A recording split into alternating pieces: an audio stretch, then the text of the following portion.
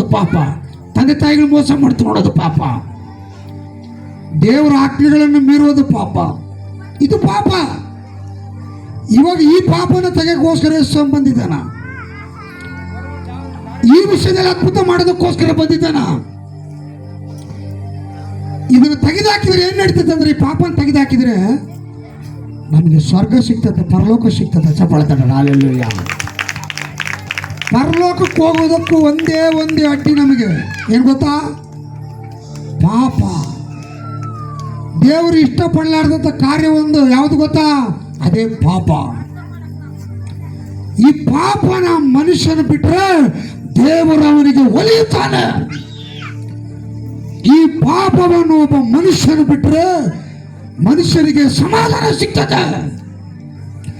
ಈ ಪಾಪವನ್ನು ಮನುಷ್ಯನ ಬಿಟ್ಟರೆ ಪರಲೋಕ ರಾಜ್ಯಕ್ಕೆ ಹೋಗ್ತಾನೆ. ಹಲ್ಲೆಲೂಯಾ.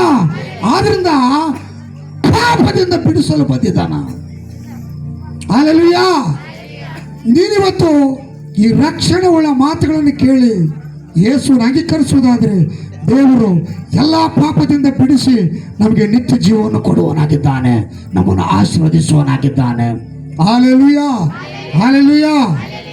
ನಮ್ಮ ಒಂದು ಗಂಗಣ್ಣ ಪಾಸ್ಟರ್ ಅವರು, ನಾನು ಹೇಳಿದೆ ಈ ಗ್ರಾಮವನ್ನು ಬಿಡಬೇಡ. ಹಲ್ಲೆಲೂಯಾ.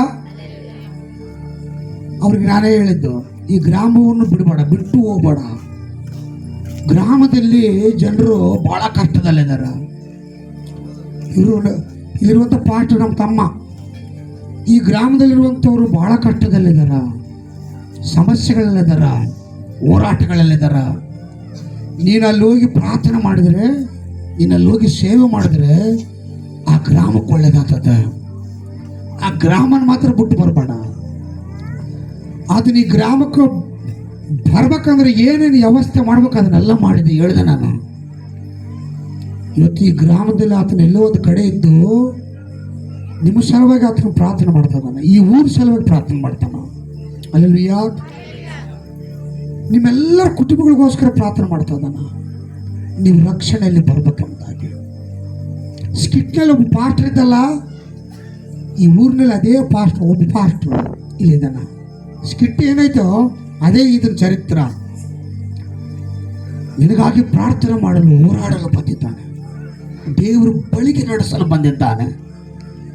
ಯೇಸು ಕ್ರಿಸ್ತನ ಜನ್ಮಿಸಿದನಲ್ಲ, ಆತನ ಸ್ಥಾನಕ್ಕೆ ನಿನ್ನನ್ನು ಕರೆಯಲು ಬಂದಿದ್ದಾನೆ, ನಿನಗೆ ಹೇಳಲು ಬಂದಿದ್ದಾನೆ. ನಿರೀಕ್ಷೆ ಈ ಮಾತುಗಳನ್ನು ನೀನು ಅಳಗಳ್ಬೇಡ, ತಮಾಷೆಯಾಗಿ ತೆಗೆದುಕೊಳ್ಬೇಡ. ಮಾಳಿಗೆ ಮೇಲೆ ನಿಂತು ಕೇಳ್ತದೆಯೇನೋ, ಮನೆಯಲ್ಲಿ ಕೂತು ಕೇಳ್ತದೆಯೇನೋ, ಇಲ್ಲಿ ಕೂತು ಕೇಳ್ತದೆಯೇನೋ, ದೂರ ಕೂತು ಕೇಳ್ತದೆಯೇನೋ. ಪ್ರೀತಿಯಲ್ಲ ದೇವರ ಮಕ್ಕಳೇ, ಯಜಮಾನ್ರೇ, ಕುಟುಂಬದಲ್ಲಿ ಅಮ್ಮವರೇ, ಅಪ್ಪವರೇ, ನಿನ್ನ ಕೈ ಮುಗಿದು ಕೇಳ್ಕೊಳ್ತಾ ಇದ್ದೇನೆ. ದೇವರು ನಿನಗೆ ಸಮಾಧಾನವನ್ನು ಕೊಡಲು ಬಂದಿದ್ದಾನೆ. ದೇವರು ನಿನ್ನನ್ನು ಎಲ್ಲ ಪರಿಸ್ಥಿತಿಗಳನ್ನು ಬಿಡಿಸಲು ಬಂದಿದ್ದಾನೆ. ದೇವರು ನಿನಗೆ ನಿತ್ಯ ಜೀವವನ್ನು ಕೊಡಲು ಬಂದಿದ್ದಾನೆ. ನೀನು ಪಾಪದಿಂದ ಬಿಡುಗಡೆ ಹೊಂದಿದ್ರೆ ಏನ್ ಜరుగుತ್ತದೆ ಗೊತ್ತಾ? ಪರಲೋಕ ರಾಜ್ಯದಲ್ಲಿ ಸೇರ್ಕೊಳ್ತೀವಿ. ಒಬ್ಬ ವ್ಯಕ್ತಿ ಓಪಿಡಲ್ಲಿ ಅಡ್ಮಿಟ್ ಆದರೆ ಆ ವ್ಯಕ್ತಿ ಬೇಸಾದರೆ ಮನೆಗೆ ಬರ್ತಾನ, ಬೇಸಾದರೆ ಸ್ವಸ್ಥತೆ ಆದರೆ, ಚೆನ್ನಾಗಾದರೆ ಟ್ರೀಟ್ಮೆಂಟ್ನಿಂದ ತನ್ನ ಊರಿಗೆ ಬರ್ತಾನ. ಬೇಸಿಲ್ಲ ಅಂದರೆ ಆ ವ್ಯಕ್ತಿಗೆ ಚೆನ್ನಾಗಾಗಿಲ್ಲ ಅಂದರೆ ಕಾಡಿಗೆ ಹೋಗ್ತಾನ, ನರಕಕ್ಕೆ ಹೋಗ್ತಾನ. ಹೊಲದಲ್ಲಿ ಬೀಜ ಬಿತ್ತಾನ ವ್ಯವಸಾಯಗಾರನು, ಆ ಬೀಜ ಸರಿಯಾಗಿ ಬೆಳೆದ್ರೆ ಅದು ಮನೆಗೆ ಬರ್ತದೆ, ಅದು ಮಾರ್ಕೆಟ್ಗೆ ಹೋಗ್ತದೆ, ಅದು ಜನರ ಮಧ್ಯದಲ್ಲಿ ಹೋಗ್ತದೆ. ಜೊಟ್ಟಾದರೆ ಅದು ಬೀಜ ಜೊಟ್ಟಾದರೆ ಬೆಳೆ ಸರಿ ಬರ್ತದೆ, ಅದನ್ನ ಅಲ್ಲೇ ಕೆಡಿಸ್ಬಿಡ್ತಾನೆ ಆ ನೆಲದಲ್ಲಿ. ನೀನು ಪಾಪಿಯಾಗಿ ಉಳಿದ್ರೆ ಏನ್ ನಡೀತೈತೆ ಗೊತ್ತಾ? ನೀನು ಪಾತಾಳಕ್ಕೆ ಹೋಗುವೆ, ನೀನು ಪಾತಾಳಕ್ಕೆ ಸೈತಾನಗಳಿಗೆ ತುತ್ತಾಗುವೆ, ನೀನು ನಾಶವಾಗುವೆ. ಪಾಪದಿಂದಲೂ ಬಿಡಿಸಲು ಬಂದಿದ್ದಾನೆ, ರೋಗದಿಂದಲೂ ಬಿಡಿಸಲು ಬಂದಿದ್ದಾನೆ, ನಿತ್ಯ ಜೀವವನ್ನು ಕೊಡಲು ಅದ್ಭುತ ಸ್ವರೂಪವನ್ನು ಬಂದಿದ್ದಾನೆ. ಈ ರಾತ್ರಿ ನನ್ನ ಮಾತುಗಳನ್ನು ಕೇಳುವ ನೀನು, ಈ ಯೇಸುವಿನ ಮಾತುಗಳನ್ನು ಕೇಳುವ ನೀನು, ಮನಸ್ಸಿಗೆ ತಂದುಕೊಳ್ಳುವುದಾದರೆ ದೇವರು ಎಲ್ಲ ಪರಿಸ್ಥಿತಿಗಳಿಂದ ಬಿಡುಗಡೆ ಮಾಡುವವನಾಗಿದ್ದಾನೆ. ಆತನು ಅದ್ಭುತನಾದ ದೇವರು. ಭೂಮಿಗೆ ಒಂದು ಶಕ್ತಿಯನ್ನು ಕೊಟ್ಟಿದ್ದಾನೆ, ಆಕಾಶಕ್ಕೊಂದು ಶಕ್ತಿಯನ್ನು ಕೊಟ್ಟಿದ್ದಾನೆ, ಸೂರ್ಯನಿಗೊಂದು ಶಕ್ತಿಯನ್ನು ಕೊಟ್ಟಿದ್ದಾನೆ, ಚಂದ್ರನಿಗೊಂದು ಶಕ್ತಿಯನ್ನು ಕೊಟ್ಟಿದ್ದಾನೆ, ಮನುಷ್ಯನಿಗೆ ಟೆಕ್ನಾಲಜಿಗಳನ್ನು ಕಂಡುಹಿಡಿಯಲು ಶಕ್ತಿ ಕೊಟ್ಟಿದ್ದಾನೆ. ದೇವರಿಗೆ ಕೂಡ ಇದಕ್ಕಿಂತ ಹೆಚ್ಚಾದ ಶಕ್ತಿ ಇದೆ.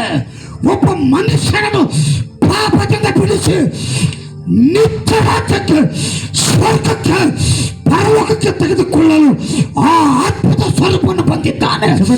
ನಿನಗಾಗಿ ಬಂದಿದ್ದಾನೆ, ನನಗಾಗಿ ಬಂದಿದ್ದಾನೆ. ಬಿಡಿಸಲು ಅಂಧಕಾರದ ಶಕ್ತಿಗಳಿಂದಲೂ ದುರಾತ್ಮ ಶಕ್ತಿಗಳಿಂದಲೂ ಬಿಡಿಸಲು ಬಂದಿದ್ದಾನೆ. ಬೇಟೆಗಾರನ ಬಲೆಯಿಂದಲೂ ಶಕ್ತಿಯಿಂದಲೇ ಬಿಡಿಸಲು ಬಂದಿದ್ದಾನೆ. ನಿನ್ನನ್ನು ರಕ್ಷಿಸಲು ಬಂದಿದ್ದಾನೆ. ನರಕದಿಂದಲೂ, ಬೆಂಕಿಯಿಂದಲೂ, ವ್ಯಾಧಿಯಿಂದಲೂ, ದುಃಖದ ಪರಿಸ್ಥಿತಿಗಳಿಂದಲೂ, ಬಳಲುವಿಕೆಯಿಂದಲೂ, ಕುಂದುವಿಕೆಯಿಂದಲೂ ನಿನ್ನನ್ನು ಬಿಡಿಸಲು ಬಂದಿದ್ದಾನೆ. ಇವತ್ತು ಈ ಅದ್ಭುತ ಸ್ವರೂಪನಾಗಿರುವ ಯೇಸುವನ್ನು ಅಂಗೀಕರಿಸೋ. ಈ ಅದ್ಭುತ ಸ್ವರೂಪನಾದ ಯೇಸುವನ್ನು ಅಂಗೀಕರಿಸೋದಾದರೆ ನೀನು ರಕ್ಷಿಸಲ್ಪಡುವೆ. ನಿನ್ನ ಕುಟುಂಬದಲ್ಲಿ ಸಮಾಧಾನವಿರಲಿ, ನಿನ್ನಲ್ಲಿ ಸಮಾಧಾನವಿರಲಿ, ಈ ಗ್ರಾಮಕ್ಕೆ ಸಮಾಧಾನ, ರಕ್ಷಣೆ ಉಂಟಾಗಲಿ. ದೇವರು ನಿನ್ನನ್ನು ಆಶೀರ್ವದಿಸಲಿ. ಕಣ್ಣುಗಳನ್ನು ಮುಚ್ಚಿಕೊಳ್ಳೋಣ, ಪ್ರಾರ್ಥನೆ ಮಾಡಿಕೊಳ್ಳೋಣ. ಸಣ್ಣ ಪ್ರಾರ್ಥನೆ, ಎಲ್ಲರ ಕಣ್ಣುಗಳನ್ನು ಮುಚ್ಚಿಕೊಳ್ಳೋಣ. ಸಣ್ಣ ಪ್ರಾರ್ಥನೆ ಮಾಡ್ತಾನೆ. ಎಲ್ಲರೂ ಕೂಡ ಈ ಪ್ರಾರ್ಥನೆಯಲ್ಲಿ ಭಾಗವಹಿಸಿ.